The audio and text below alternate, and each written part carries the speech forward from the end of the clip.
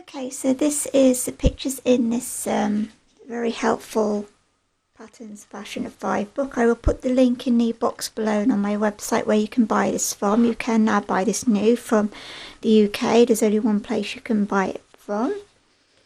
And this is what I'm basically making. They are dated 1640 to 1660. Pair of stays.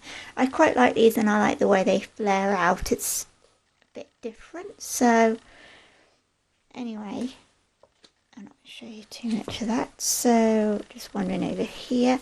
This is the mock-up that I've done already. I always do a practice run. In fact, this is the third practice run I did, which is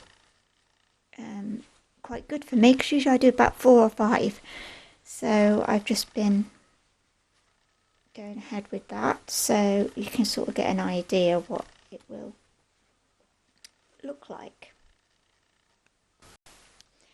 Okay, so you can see here the original pieces that I scaled up from the book, and these are my new pieces with some alterations.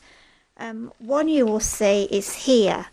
Now this, where it splits here, is actually your side, so that's directly on the side of you, where these two tassets split on the body. So there'll be one towards the front and one's going towards the back of your side seam. So I didn't like the angle this was going at on my original mock-up because it looked really odd.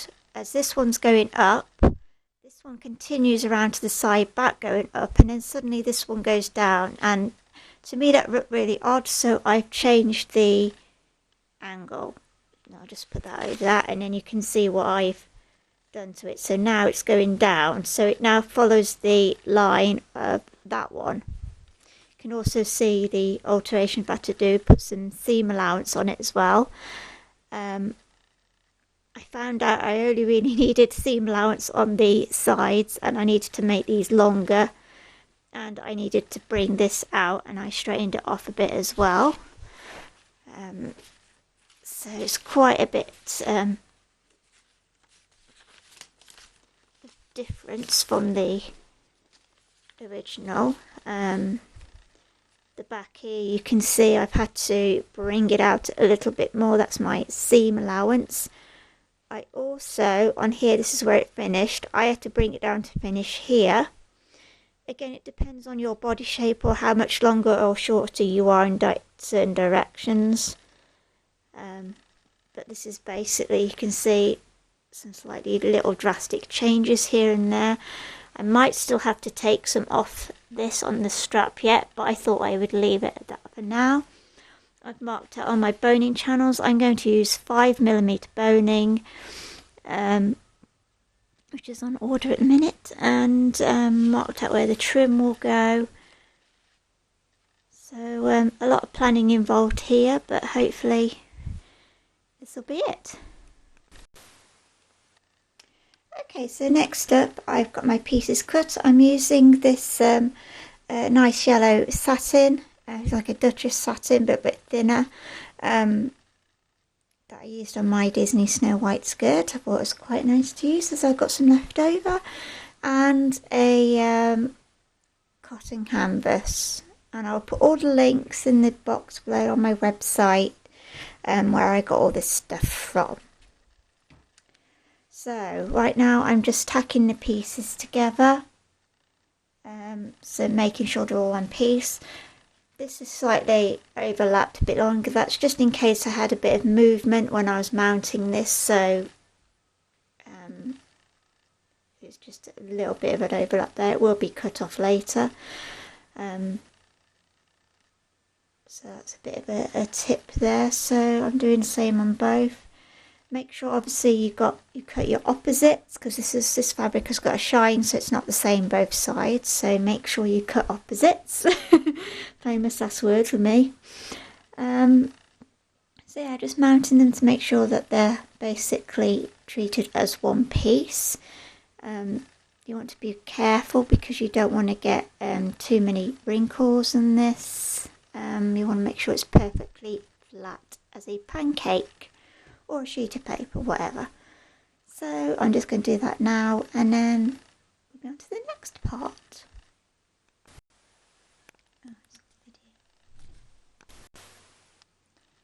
Okay, so I've now sewn my boning channels, and what you want to do, and this is a bit of precise sewing here, is leave the last, I've got the front section here, the last little 3 inches free. Sorry, it's just going out of focus a bit there. Really sure why. There we go, sorry about that, folks. Because obviously what you want to be doing is turning in your seam allowance like that, so you don't want to do too many channels or you won't be able to actually turn in both ends. So just remember, this is your seam allowance here, so I did about 1.5 centimetres, and the same here as well. I've done some channels, although really I shouldn't have done one there, so I'll have to unpick that. So I've left that all open so that I'll be able to turn in my seam allowance. You'll see why in a bit. Okay, here we have the front section, and you can see here there's quite a curve. I tested 2 methods. I tried an ease stitch to get the curve to turn in, but it was a bit bulky, so I've marked here my seam allowance, and I've done the same on the back here, and I've just clipped the curve a bit. I didn't need to clip here. I found that seemed to go in alright on its own, but if you have a problem, just do another snip. But you don't want to cut any further than the seam allowance. This is where it gets a little bit fiddly, and this is why you don't sew your boning channels all the way to the end. So what I'm going to do is, where you can see that little mark, the seam allowance, is turn that in. And I'm going to do the same here, so I'm going to find my mark there. That's how much I've got to turn in there. And that's how much I've got to turn in here. And then what you want to do is just put a little pin, like so. And then you do the same the next bit. I will probably do this a lot better off camera, but it's really fiddly trying to show and explain this at the same time. So just basically find your marks.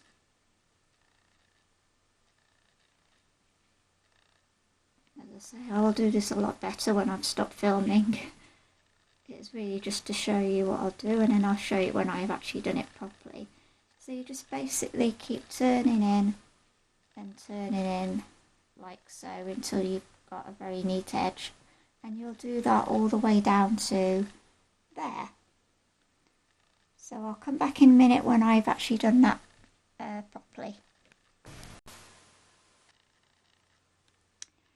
Okay, so I've now very neatly turned in the ends, and I've pinned them all the way down to as far as there.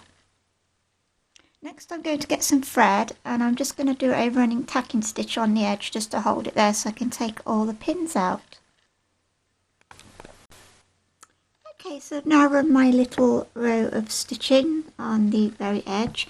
Have to try and pull this last bit as tight as you can, because now what we're going to do is finish the boning channels right the way to the end. Okay, just switching to the opposite side here. I've now finished doing the boning channels right way to the end, and I've tied off all my little tail ends and neaten those off.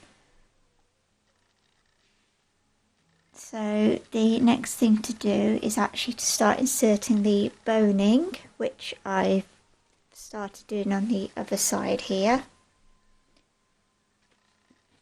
I'll show you in a second the boning I'm using and where you can buy it from. Okay, so I'm using this synthetic whalebone. It's plastic, but it's a stiffer type of plastic than the cheap and nasty bridal boning that you can buy. I've bought it in width 5mm.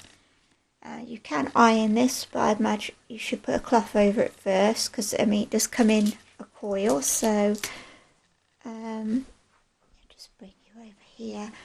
I bought it off this website, Menacava Design, and it comes in various different thicknesses, and it does come in 4mm as well on a different listing.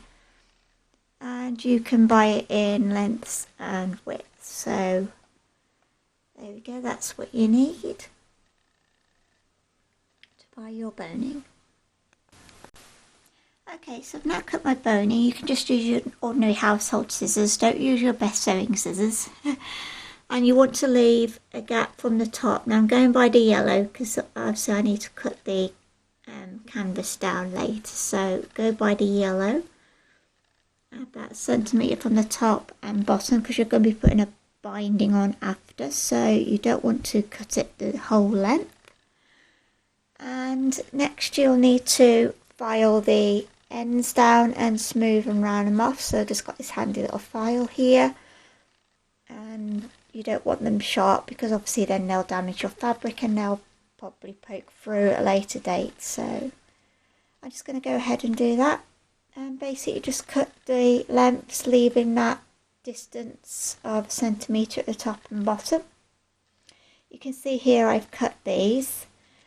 I already know from the previous one how long I needed to make these, so that was all ready to go. So this one was cut to about 9 centimetres, and I think this one was about 10. So I had already done those before my mock-up, so I got those cut and ready. And I'll just go away now and cut all my bonings and get those put into the piece. Okay, now I've got to start putting the pieces together. Now I've already sewn a channel down here, but what I did on the other piece first is actually did some whipping stitches to whip the edges together. That's what I did on these before I actually joined the pieces, but I don't need to do that here because I've already sewn a boning channel. I'm using some top stitching thread, which is a little bit thicker than ordinary thread, as you can see, and I've got this in colour 325,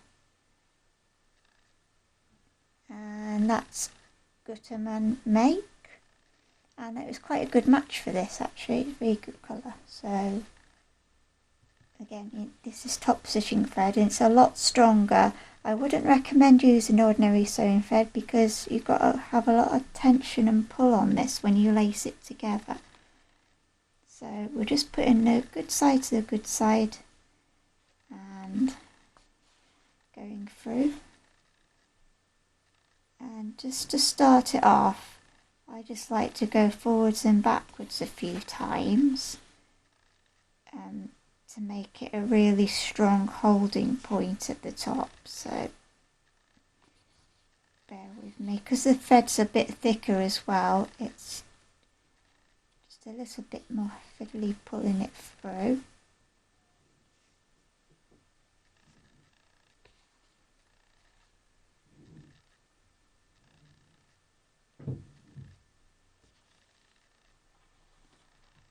So I've done that about 4 times, and then we just want to hold these together, and I'm going in a little way down and coming through all the layers, which, as I say again, makes it just a little bit tougher. And then I'm just going down the other side and then through. Obviously you know when you've hit your boning because you won't be able to go through. And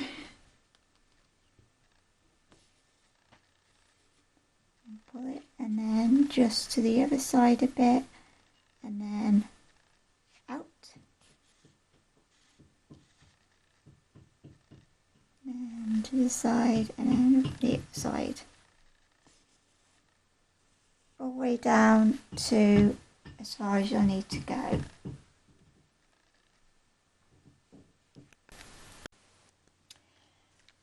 Okay, next we want to start sewing some trim on, and I found this on this bodice here. There's some nice gold trim. Closest I found with everything being closed at the moment is this lace, which is about 1.5 centimeters wide. I would have liked it a little bit wider, but this is all I could get at the moment. And I'm going to start on the back section and just sew this down from the back to where it starts to split here. And then I'll go onto the sides. I'm now at the stage where I started sewing on bias binding onto the edge. I'll just show you here what I've done so far. I'm having to do this all by hand because it's incredibly hard trying to machine this because I have to keep stopping and starting a lot. So, well, basically you can trim down any edges that you've had left over from earlier, but obviously don't cut through your sewing line. If you have any boning on the edge, you might want to take that out. In one or two places I did, so I've removed them or cut them down a bit. So basically you just want to put the good side of your bias. Okay, so I'm getting nearer to the crease now, so what I'm going to do is I think I'll just go down there one more time.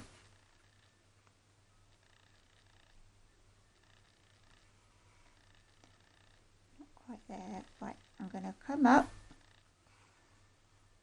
And now I'm going to switch and pass this needle through into the crease near where I came up and pop it through to the outside of the bias, because this is where it gets fiddly. It's really hard to continue going round this really steep crease and then expect it to not like mush pudding. So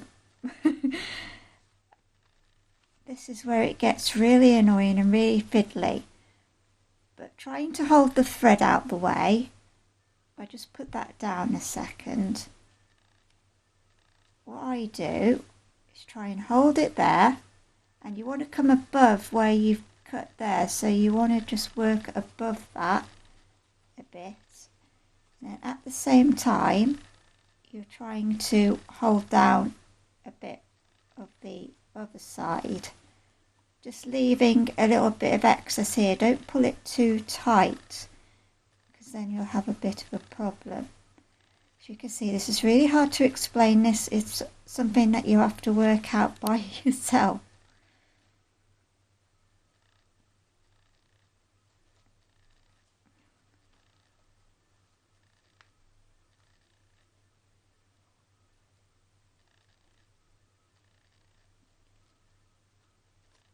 So then what I do is try and roll that round. And you can see what I mean. This is a really fiddly thing to do.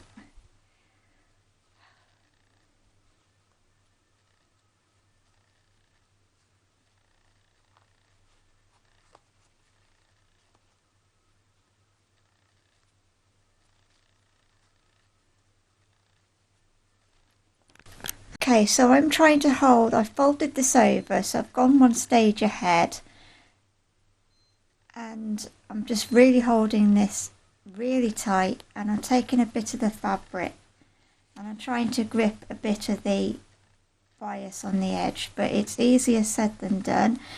If you look at some of the examples from history, you can always see that in these corners it's a bit of a mess, and you can always see the stitching. But I have to do this really quickly because it's really hard trying to hold the bias down at the same time. So you're just grabbing a bit of the fabric and then a little trying to get the edge of the bias.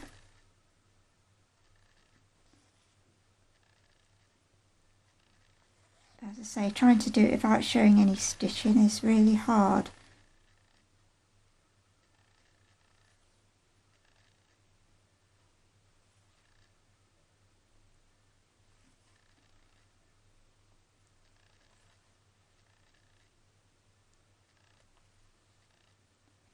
Okay. You'll never get away with the odd little crease in there, though you might sometimes. Now what I'm going to do is pass this needle back through to the other side on the inside.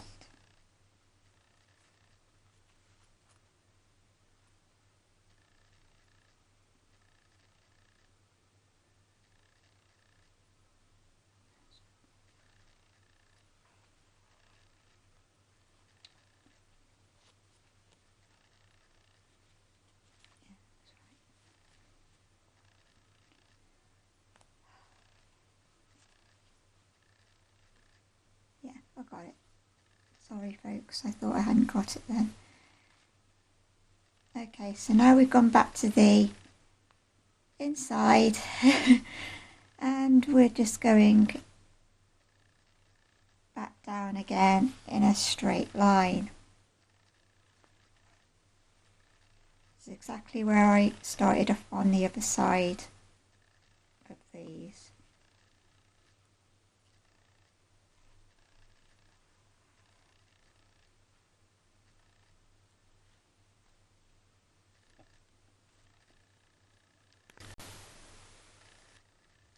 Okay, I'm now near the bottom of the tasset here, and I've sewn, I know it's really hard to see, I've sewn to about there, so not quite to the end but near enough. And now I'm going to turn this around. Again, this is really, really, really fiddly, and you will tear your hair out, I assure you. But there you go. It's not too bad. So I'm just going to continue sewing into that crease.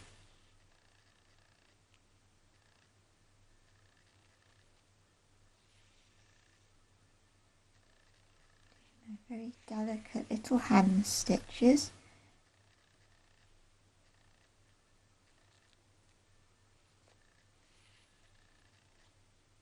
And again, I'm just going to go, I think I'll go back over that one a couple of times.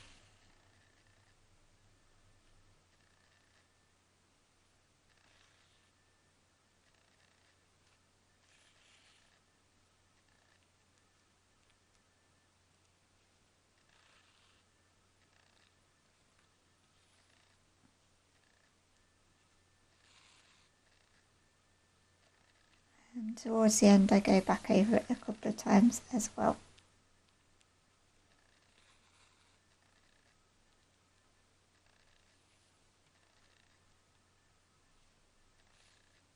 And we're at the other corner now, and we're just going to do the same again.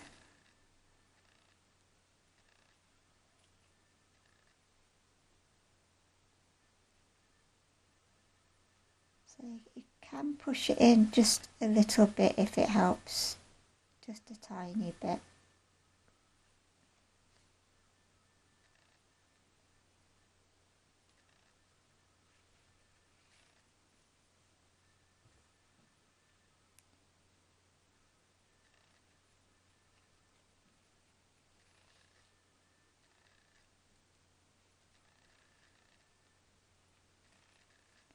And we're now able to go right back up the other side, so we're nearly back to where we started. And I'll continue doing that method all the way around until I reach the other end. Okay, I'm now moving on to doing my eyelets. I've already done them, but I'll just show you what I'm using. First of all, I started with a little oar, it's called, and you very carefully just popping it through after you've made your markings. Now I already did my markings the whole on my mock-up, so I knew exactly where to put them. So I just transferred those. So I will use a little one first to help get it going. And then I've got a slightly bigger one here with a fatter end. And you just literally got to poke it through and then just keep manipulating it a bit at a time. Like I said, I've already done these earlier.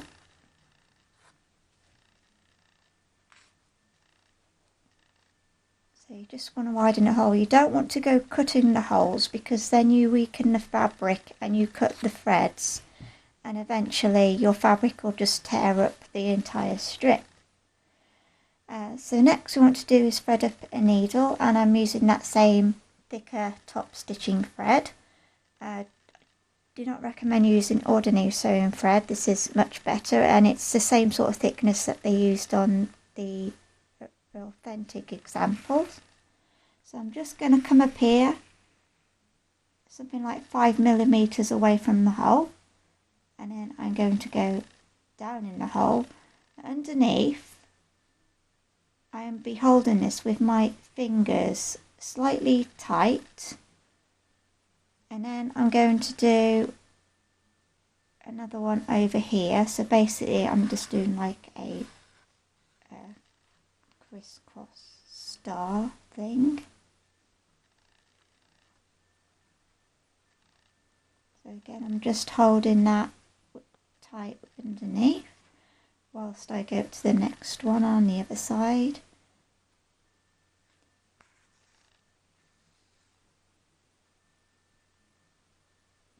Down the hole,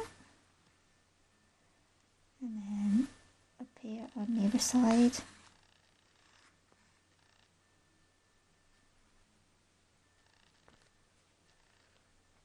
Go, and then I like to go in between the two spots, so I'm coming up here between there and there.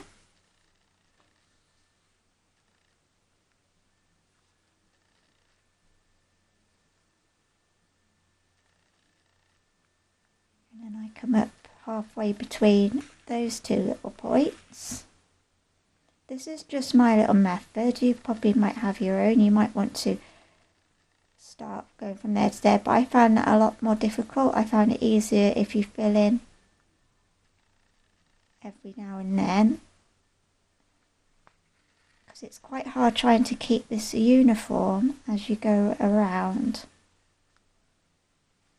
So I find it better if you do it this way, then you've got something to try and aim for, though it's still really hard to try and keep it all your threads the same length. But when you look at authentic historical examples, they're never perfect either. They're very higgledy-piggledy.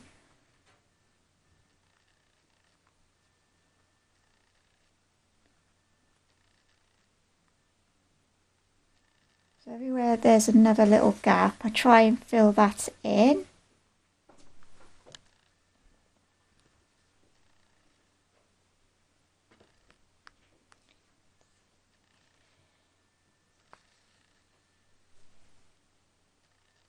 So again, when I'm pulling this thread down underneath, I'm just holding it in that sort of direction, slightly tight. And I'll hold it there while I'm bringing the needle up the other side.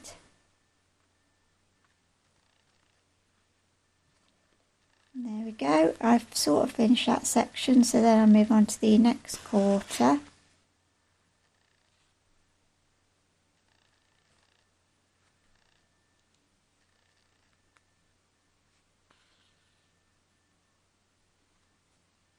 I actually find this quite easy and quite nice to do. I could probably do this all day long. Not that I'd want to do this all day long.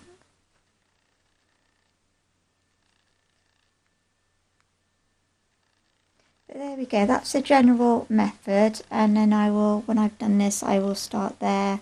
When I've done that bit, I will start there and just start filling in the gaps.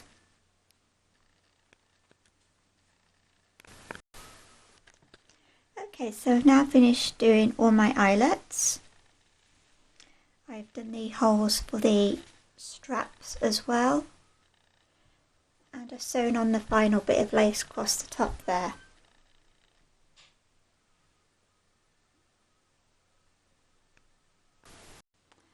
The next thing I'm going to start is these filling gauze. Go around the front to the side.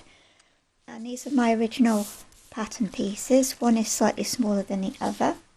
I've made them bigger, and I'm just going to have a play to make sure that they're going to fit in first before I actually do this properly.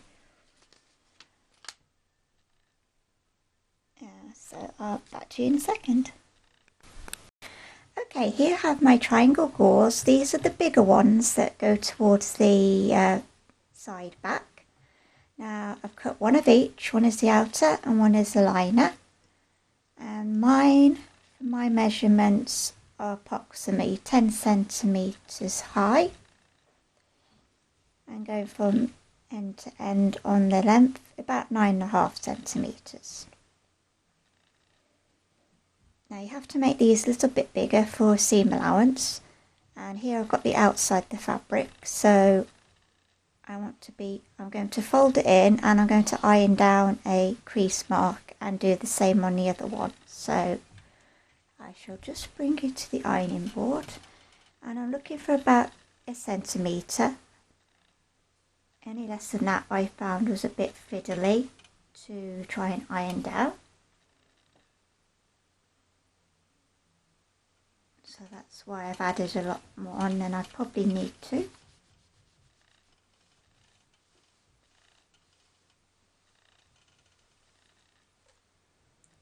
And then I'll do the same on the other side.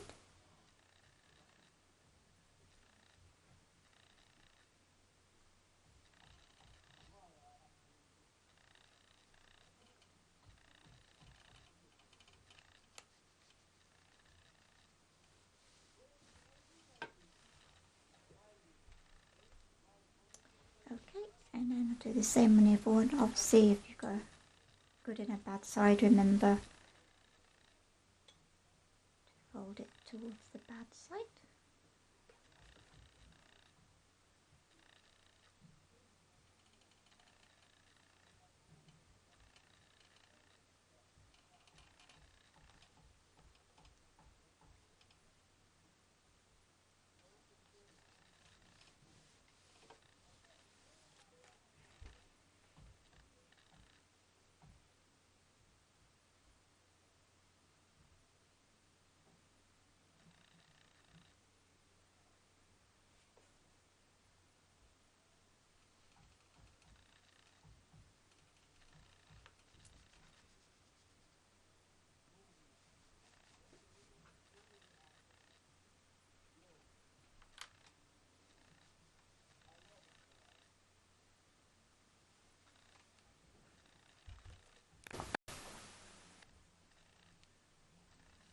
Okay, right, next what I need to do is, you can see here I have the folded in edges.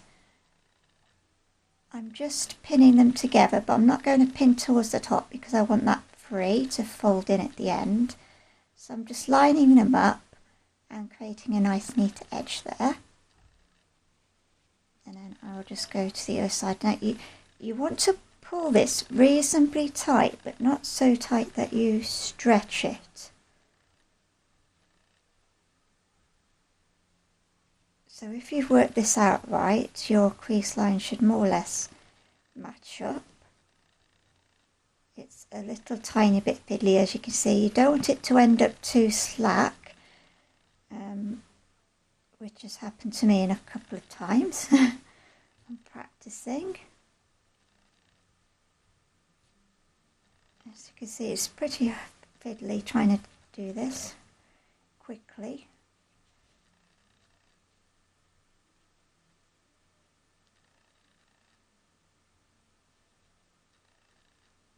Now you want to make sure that obviously your liner edge doesn't roll towards the outside.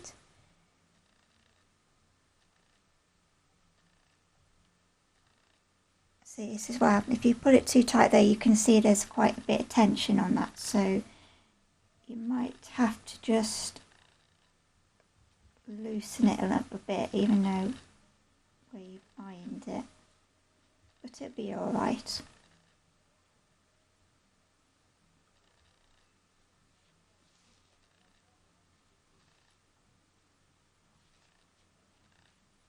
And where I've got the tops here,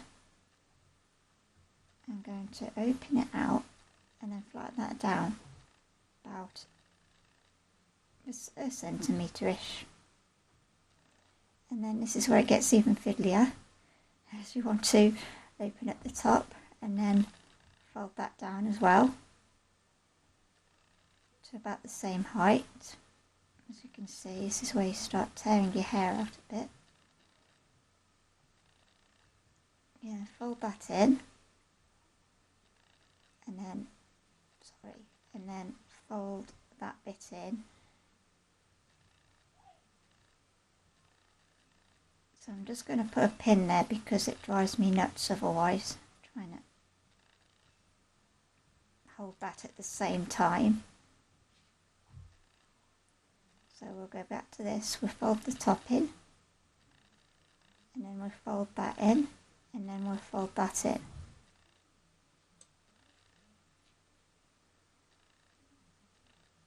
And you can just see here, it's really impossible to get this to an absolute fine point. I mean, I could if I spent a lot more time, but I'm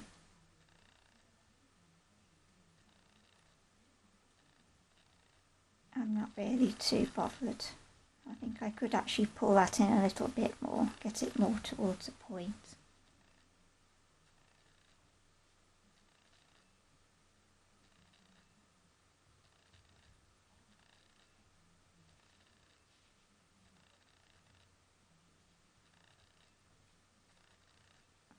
Try and bring that in a bit tighter.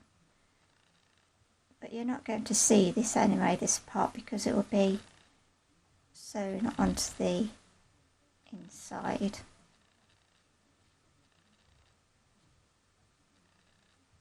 And I'll just pin that down, like so. This is my other piece which goes round to the side front, and you can see here it's a slightly different shape to the other one. Obviously when I get to the other end of sewing the bias on, I want it to, you can just tuck it in, but then it sort of angles off that way, and I want it to carry on following the line, so I just tuck that underneath like that.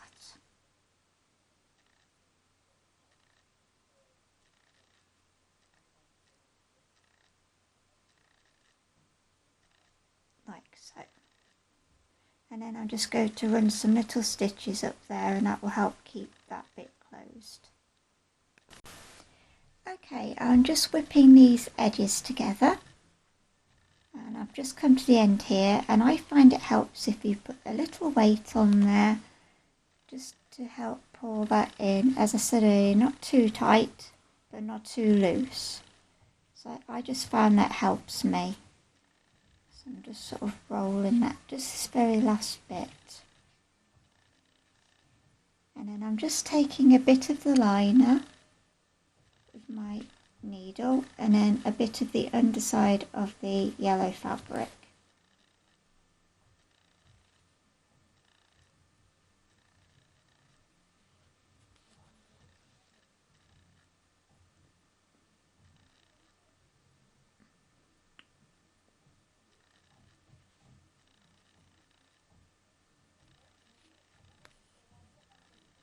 Like so, and then I'll just do that all the way to the end, and then I'll do a few tie-offs because it's going to be biased around the bottom, so it won't matter if I just go up and through the fabric a bit. Okay, so I've now sewn in my gauze. You have to really stretch these out on the body to appreciate them a bit more. The little ones a bit small, come out a bit smaller than I anticipated, and the big one I can show you there a bit better. I can stretch that out a bit while I'm trying to hold the camera at the same time. So basically it's quite tricky. I had to line them up and then make sure I'd done the same distance in the other side, so it was really fiddly to do that. So I'm just going to put weight on there so I can hold this at the same time and show you, so I can stretch it out. You can see here I've just whip stitched it literally to the edge. I first used an ordinary sewing thread, and then when I was happy with it I've gone over it with the thicker top stitching thread. It's very rough and ready, which is exactly how the other one was done when you look at the inside examples of the pictures. So literally, yeah, you just catched it on. I've gone over it quite a number of times because it will have quite a bit of tension on this when you put it around your body. So yeah, fingers crossed, and it's all looking good so far. Just really hard to line this up. Really, I've made them a bit wider than I should have. They should just be whipped to the edges. But it really doesn't matter. I don't think it's too bad. Just that they were a bit wider than they should have been, but mind. It does not matter because the outside looks absolutely fine, and that's more what I'm worried about rather than what the inside looks like. So that completes that section, and then you can see here I've done my ties here and my holes, put those ready to go. So it's basically everything is done now. I'm ready to go.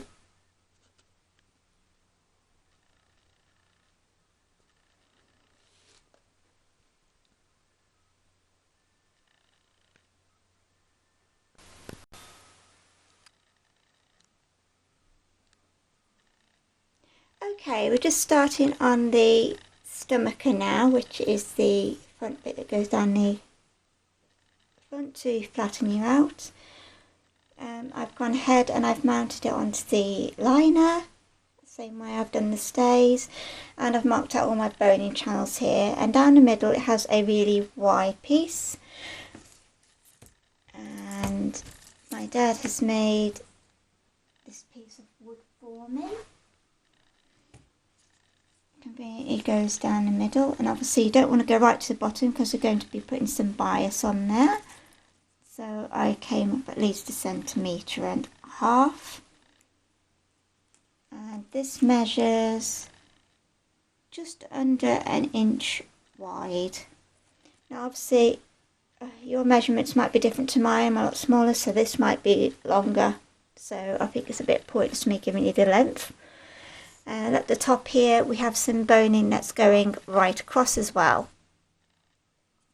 So I'm just going to go ahead and I slot all my boning in and my plastic bones into all the channels. I'll catch you in a minute.